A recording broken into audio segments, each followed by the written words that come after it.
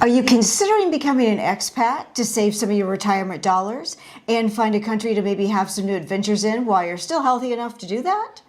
I know we are. I'm Charlene and this is Sam, and this is Gen X Retirement Path. And we have taken 20 countries that are really popular among the expat crowd, and we have whittled it down to the top 8. And the goal will be to get to the top one so that we can go do a relocation tour to see if it's something that we might be interested in doing. We were doing a big old March Madness kind of thing, but March got past us and real life got in the way. So now we're just going to boil it down and go to the nuts and bolts rather than doing them like we did the previous ones where so some of these, country on country. Some of these we have more details about, and if you ask in the comments, we'll be happy to let you know. So number 8. Number 8 is Italy. Go ahead. So, and we're mostly going to focus on why they lost points because all 8 of these are pretty amazing and we probably would be really happy to live in any of them, and we definitely want to travel to all 8 of them. But Italy, if you're of Italian descent or speak Italian, then this one would probably go right to the top of your list. But for us, this one is a little bit more expensive. The places that you would need to live in to save money are like southern Italy, and the homes may not be quite as to the standards of Americans, maybe. I don't know. Well, they just may need a little more. Yeah, they've got some deferred maintenance. A lot of them, especially those ones that you can get for $1 or whatever. The ones that are promoted a lot are all in need of some repairs. And from what we could see, it looked like a bunch of that would be true unless you got into a city and were going for a true apartment dwelling, or even trying to find a suburb outside of a town with more modern types of homes, but those would be more expensive. Right.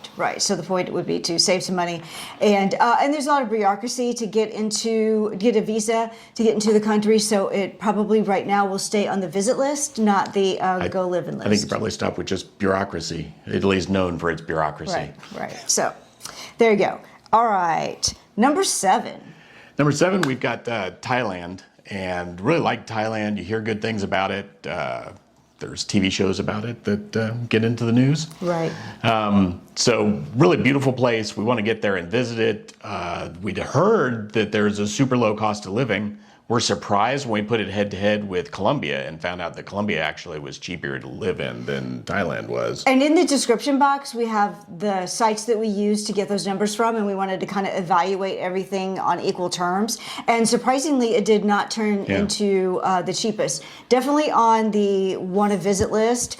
A little bit more complicated with dogs, too. Yeah, they're not quite as welcoming of the dogs, and it's further to get to there with the dogs, so that that knocked it down a bunch. A bunch of these places that got knocked down from the tippity top of our top 8 was because of distance. Yeah. Surprisingly, number 6. Costa Rica. It's a darling of when you start looking at expat stuff, you hear about Costa Rica a lot. And that's kind of where we started, between Colombia with Medellin and Costa Rica. That's where we really started this journey. But they seem like they're a little bit more expensive, and they don't have quite the infrastructure to support. Everything I've seen says they're the most expensive Latin American country. So, although there's a lot of English spoken, so that would be handy. But I think, and they don't roll their R's. And they don't roll their R's, which I cannot do either. I'm sure they probably can. They just don't. But it was a little. I think most of the infrastructure and the expense kind of knocked them into a lower spot. But definitely are going to get to that part of the country or that part of the world at some point. Yeah, it's more for ecotourism and that sort of thing. If you're going there to see the nature sites and that sort of thing, that's it. Not as much infrastructure there, and we've heard horrible things about how the power goes out a lot and that sort of deal. So kind of knocked them down. Number 5. The Philippines. We're going back to the east. It has some of the same drawbacks that we found for Thailand. It's a good distance away. They are more welcoming to dogs. So that would be a little bit easier, but it would be harder to get there, and it would be more expensive to try to do all of the sorting out trips, because we expect to make at least a few trips to the country that we'll move to before we actually land for good. Right. And to get out to any of the Far Eastern countries would be a little bit difficult, more expensive. And it takes just time and a lot more complicated. But a lot of great things about the Philippines. They speak English almost everywhere because a lot of our call centers are there. Yeah, so that part bonus. And there's a lot of, like, you can get, as you get older, you can get really affordable in-home care. So that may be something we're definitely going to try later. I thought, is that the country where you're required as part of your visa to have somebody, some domestic help? Yeah, they don't have to live with you, or they can though. But that's kind of a good thing in my humble opinion. So when we get there, definitely, but not with the dogs and not for now. Could be a step out after if we decide that the place that we land isn't the place we want to stay for good. That might be a step to the Philippines or Thailand. Yeah, for sure. All right. Okay, number 4. I believe that's Colombia, right? It is indeed. Colombia was my darling to start off with, just because I had found all sorts of stuff about Medellin and how the temperature there was in that Goldilocks zone, and I like for my wife to be happy, and she's happiest when she's in a certain zone of temperature. It's pretty tight. I'm just going to be honest. It's a tight temperature range. So my Goldilocks is, and Medellin hit that. Yeah, and Medellin seemed to be right there. So definitely, I guess we really. And the housing was really affordable. And the food's really I think affordable. Maybe a little bit of safety knocked them back. There's some safety concerns. There's also infrastructure. It's any of the Central American countries are going to have a little bit of infrastructure concerns. They're not quite as solid as the United States. Although, as I say that, our power was flickering today here in Raleigh. Yeah. Last week we flickered on and off. Yeah, so quite a lot, and we were out for like about 30 minutes for the other night. So okay.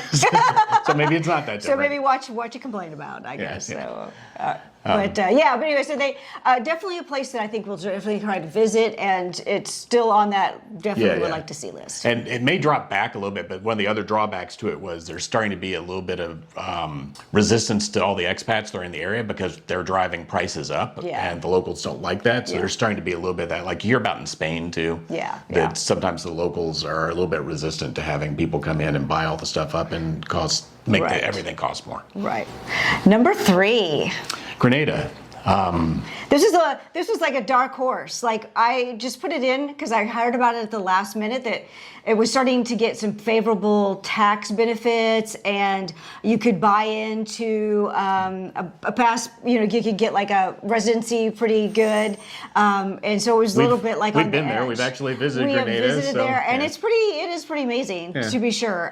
It doesn't quite have like the highlands to be cool like some of these other places that we went up high while we were there, and it never really seemed to cool down like you hear some of these other places. Right. It was still warm, so it wasn't that not that high or whatever.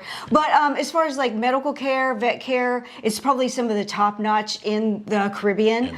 And so that really helped it keep really competitive. And the prices. Some of the other islands or island-y kind of countries. Sorry, please.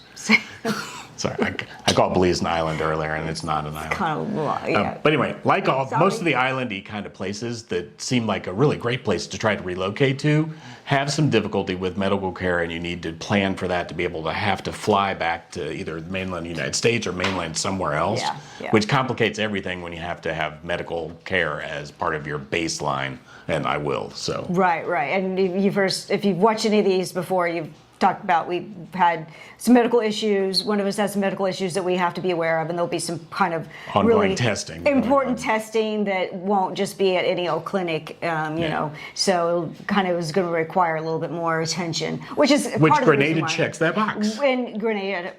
Again, so Grenada, we got our eye on you. Just because you're 3, doesn't mean you're not in there. So they dropped off a little bit for cost, I think, because of that. Just a little bit, but they're like not too bad a price for other Caribbean compared to other Caribbean islands. Right. So number 2. Number 2 is another one that's real popular with expats and shows up whenever you find lists of great places to live and you hear about where the expats are going. Portugal. Yeah. And it's a place everybody, when we talked about, we're thinking about becoming expats, Portugal is like what everybody says. They're like, you're going to Portugal? We're like, well, considering it, so. So yeah, it's right there at the top. It's still on the inexpensive side, even though it's gotten more expensive recently. Right. They've changed some of their visa requirements, which also bumped it down a little bit. Actually, without that, it might have stayed up a little bit higher. So it's just a little more expensive, and it's a little more difficult to get there than it had been before. Right. It'll be a little bit more, again, with challenging with the dog. So Yeah, and it is overseas, so all those things about having to fly back and forth, the same there. With not quite as bad as going all the way to the Far East, but still, it's a good cost. Right. So that leaves number one. Number one, it's Panama. It is indeed. Which surprised me. A little bit, yeah. We didn't see this one coming until like we started getting a little closer down the list. Like, oh, they weren't necessarily the best at any one category, but they were like so good overall that they punched to the top. And speaking of dogs, come here, come here. Yeah, so by being pretty good in most things, kind of pushed them over the edge to the top. Their medical care, well, Panama's a bunch of, when you think of Panama, mostly you think about the canal, you think about Panama City. Right. Which is a place that a lot of expats go to. It looks groovy. If you're a city folk person, that'd be a great place for you. If you like hot or Miami type of place, it really reminds me of Miami. It really does. From what we've seen online. Now, we're going down soon. Yeah, but it really does. It's like little Miami. And I think in features and things to do and kind of really just kind of the way it behaves. But it has a lot of other things too. Because it has beach towns, it has inland towns, and it has a highland. Boquete and Volcan are up high and considerably cooler, like Medellin. Well, and they're also over near the Costa Rica border, and really they share a lot in their systems with Costa Rica. So if you like all the nature from Costa Rica, that part of Panama is something that may appeal to you as well. Yeah, a little jungly and like people that are really into like their health and stuff, and coffee. Yeah. And all the really good coffee comes from the volcano areas. So its government is a little bit more conservative than what I like. Like compared to like Uruguay or something like that. And they're not the cheapest. They're a little bit more expensive, but still cheaper than the prices in the United States. Their infrastructure is not the best infrastructure. It's not United States style infrastructure. You see, when you watch a lot of videos about them, and you see the roads are difficult in some places. Yes. They're really bad roads in some of the areas that you have to drive on. Especially in some of the cool places, like when you go see cool fountains. Right. So you're gonna need to get a vehicle with some clearance. Yeah, waterfalls. Yeah. But Nature's fountain. Nature's fountain. But they do have some really good highways. They're working on putting together some train types of transportation through the country. They're trying to get a train that goes from like Panama City over, I guess, to David or Boquete in that area, which would be quite a trek because it's like a 6.5-hour drive. And so everybody just there's an airport in David that they usually just hop over to. So, but that would be pretty cool. Like say, and I think they're still going to have power issues a little bit here and there. I think their water can be a little bit of issue because they have a wet season or dry season. There's not really like hot, cold. There's like there's just wet and not as wet, I think is. When we're going to try to go, we're going to go visit here soon to check this one out to see whether it's a place that we'd like to live. And we're going during what's officially the rainy season, so we'll get to see. We'll definitely find out. We'll get to see whether it's miserable. So we're going to go do a little bit more research, and then we'll come back with a little bit more information about Panama and like relocation tours and expectations and stuff. And then that will probably set us until we go, and then we'll probably do a bunch of videos. Well, we won't. I'll edit them and when we come back or whatever. I probably won't post them for a few weeks. Yeah, because we'll kind of be more focused on doing our thing as opposed to doing this. We do want to kind of document the journey in case other people are interested in it too. So, until next time, live your truth and live well.